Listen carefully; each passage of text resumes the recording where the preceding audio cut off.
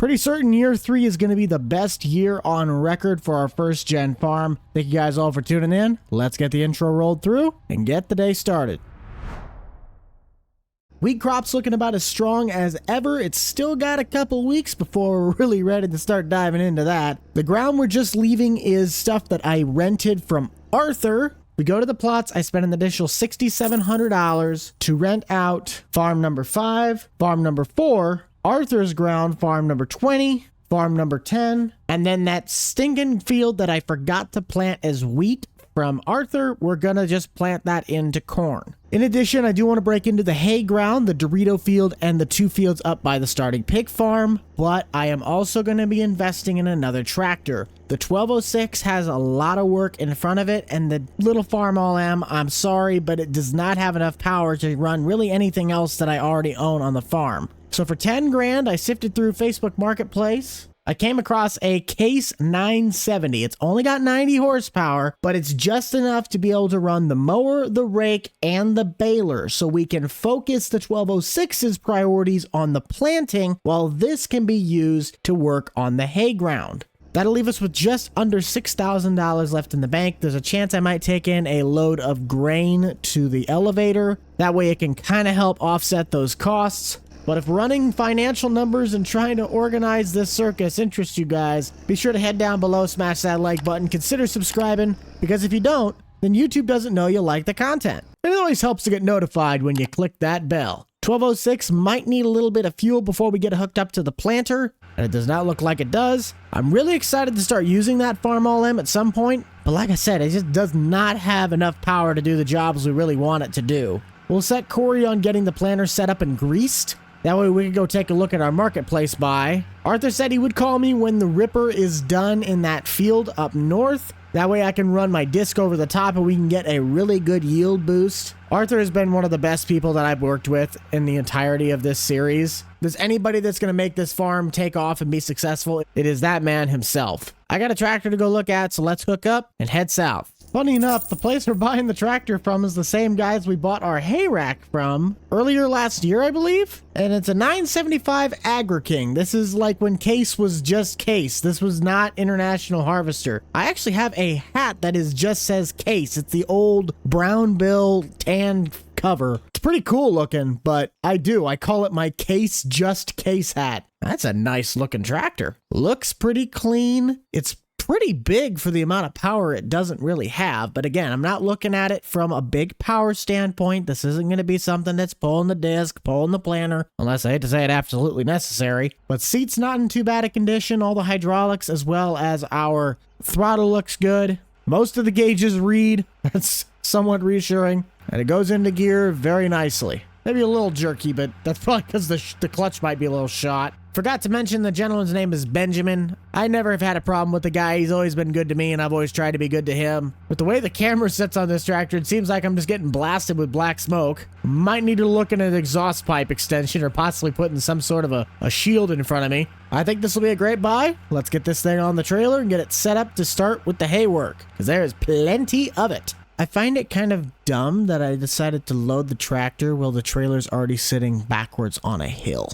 Not my smartest endeavor. I've probably done stupider, but I really don't want to know what that might have been. Thank you, Benjamin. Pleasure doing business. Whoever loaded this tractor did not do it right. I look like one of those Carolina boys. Not my style of truck, I will tell you that. I have a strange feeling that this wheat ground is actually ready to harvest, but that would not really make sense unless that's how spring wheat works, or winter wheat. This stuff ready to go. We'll all be dipped in stick. That stuff is ready to harvest. Well, I know what next episode's gonna be. Let me know down in the comment section, guys, should I look into investing in a gooseneck trailer? From a towing standpoint, this is not safe. We do not like having tongue-heavy loads being hauled around with improper loading practices, but I can't really control where the stuff I put on the trailer is mounted. So be sure to head down below and leave me a comment. These things cost 30 grand, but that would be the trailer I'd ideally be looking at. Yes, a 40-foot trailer would be nice, but I don't really need to park the USS Missouri in Pearl Harbor, if you know what I mean.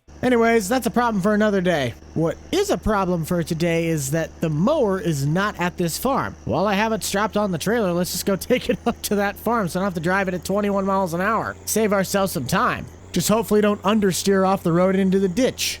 I will call Corey, let him know that the new tractor is up at the pig farm and that it is ready to start cutting hay when he's ready to make his way up here. Let's head back to the farm. I think Arthur should be getting close to done with his ripping, and we might take the 1206 over and start getting that ground figured out.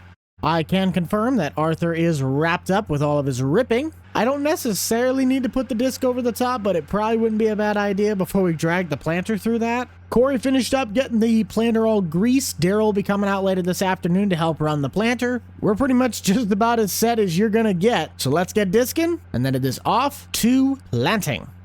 Gotta say, it is really nice having the additional tractor to get a lot of this work done. Considering the fact we're expanding the farm by the season, I knew it was a matter of time before the 1206 needed some extra help to keep up with the workload. Let's check on our new tractor and see if Corey has finished up on that ground, and then we can move over to the next field across the property. Then we'll shimmy him down south, and it is off to raking and baling, or planting, whichever one comes first. I don't know.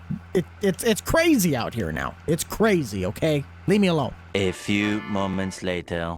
Well, he's not exactly done, but Corey's getting pretty close. I just realized that my sleeves are like puffed or rolled backwards and they like stick out like a sore thumb. What the kind of a fashion trend is this? This is a load of baloney. I believe he's only got 2 passes left, depending on if he picks up any of these blips or not. Let's migrate away over to the other field, get him situated, and we'll just kind of wait until we have something else to do. Maybe I could just stand here and bust a move.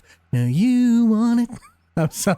I'm sorry. It's slithery like a snake. Gotta say, the case really has done above my expectations. It's running the mower flawlessly. Other than the baler, I don't think this tractor has anything that would push it to its limits, and I am perfectly content with that. This field's gonna take quite a bit longer than our little friend over there, and this is the part where I'm supposed to find a way back to my farm so I can let my hired hands do the work I don't want to do. Yes, laziness. Disking has been completed. Once we get the fertilizer application done on that field, it is going to be our best performing ground. I would not be surprised if we got big time money return from that piece of land right there. The good news is our planter already is filled with seed to the brim, or at least close to it. So no need to go to the co-op and buy any seed. Arthur says he's going to be planting the ground we helped him with last year to beans, but he can take care of that himself. Let's plant ourselves some corn so we can make ourselves some money. I think we're going to try and work our way left to right. I know for a fact none of this ground was hit with an NH3 bar, so that is where we're going to have to call out the co-op to make sure that we can get as best results as possible with the sprayer and the P&K application. Well, let's ensure that the planter is, yep, indeed set to corn, and it is off to planting. The way the plots are laid out, I want this field, of course, we're planting at corn, but shifting to the east, I want this ground to be beans. The boomerang field will also be a set of beans, and then all of the rest of our rented ground being 5, 20, and both our starting fields are all going to be corn. And if we can get a really good return on investment for this land, I will probably rent it out for a few years to the point where I can officially buy it. There might have to be talks with Arthur to either buy off or rent more space from him at that little bin site that he's got. But that's something I could talk with him at coffee later this week, or maybe even sometime tonight if I could find some time to call him. I think we'll tune ourselves into the radio station, 3800 the buck, get ourselves some planting action with the drone. And if I can fly it far enough, we'll catch some shots of Corey up there mowing at the pig ground. Oh, I turned it on to selfie mode.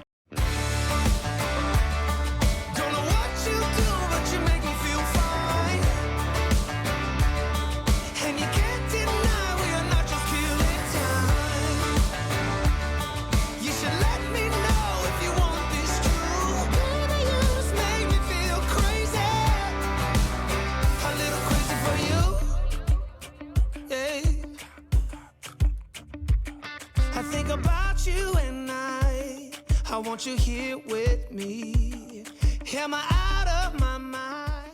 This is a little bit off topic, but I forgot to mention that the combine was up at Arthur's getting tuned up in his shop. I would love to do a lot of the servicing myself, but when, you got friends that have all the tools, and it could save you a trip to the dealer, which is going to probably cost you $6,000 or $7,000 more on top of that just in delivery, one way. And I don't know why anybody would not just use their resources. The rest of the guys are currently either out mowing or planting right now. If I could, I'd like to be able to use that farm all M on the rake, but I don't know if it's got enough power. Which, come to think of it, I don't believe it does. If I really get desperate, maybe I'll try and throw it on there. Anyways, that's a problem for another day. We, however, are going to head back to the farm, get the grain header greased up, so next episode, when we're ready to start embarking in on the wheat harvest, we're not caught with our pants down. There it is. Haven't heard that one in a while. Guys ever heard that saying? If you don't get the meaning, it basically means you're caught by surprise. Just stay prepared and you won't have that problem. Note to self, do not let the corn header get jammed up against the wall to the point to where you have to reset it. Or use a front loader tractor to dig it out. Inspections are cleared and header is greased. That thing is ready to go. As for you, let's check. I want to see if all these seals are still holding strong. Yeah, I'm not seeing any fluid on the ground. Does it fire like a top or is it battery dead? Nope, she works just fine. No problems here. Probably better take it out for just a little spin since it hasn't driven in a while. In theory, this thing could probably unfold and fold the wings on that disc, but there's no way in heck it'd actually pull it through a field without bogging down and stalling. Can I leave? Nope, as I figured. Can't even unfold stuff with it. That stinks. Now that hay rake's about the only thing I could think of this tractor might be able to pull. Let me double check that before I eat my words. What? Let's take the pickup over and see what our planter's doing and just kind of check on all the different operations. Oh, well, there's Arthur. I didn't know he was going to be planting today. I think that should be beans to my knowledge. Let me double check that. Yeah, he's putting in beans. And Daryl is done on this plot. Let's send him over to the other side of the farm. And then, you know, the big square closer to the highway. And I think he's pretty much done. No, because I still have that one to the north. Then we could swap it over to beans. Yep, it is most certainly springtime in farm country. Farmers are out planting. Just how far has the case gotten? He's almost there. At least about a third left, maybe a little more. He might be closer to half. Yeah.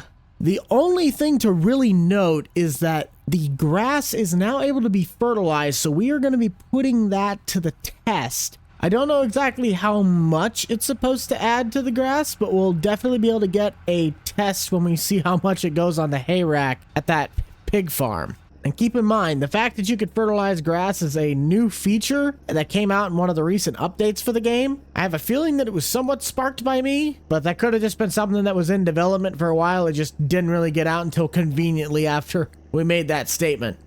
All right, now that tops off the rest of our Dorito field. We're just going to keep on clicking away at the planning. Next time we check in with you guys, I will have a lot of this field raked and starting to bale it. So be sure to check out the top right-hand corner if you guys want to follow along with the First Gen Farming Series playlist as it grows. As I head back to the farm, always remember to keep it light, keep it loose, keep it fresh, and most importantly, keep it fun. We shall see you guys all in the next one. This is Squad Farms out. Peace.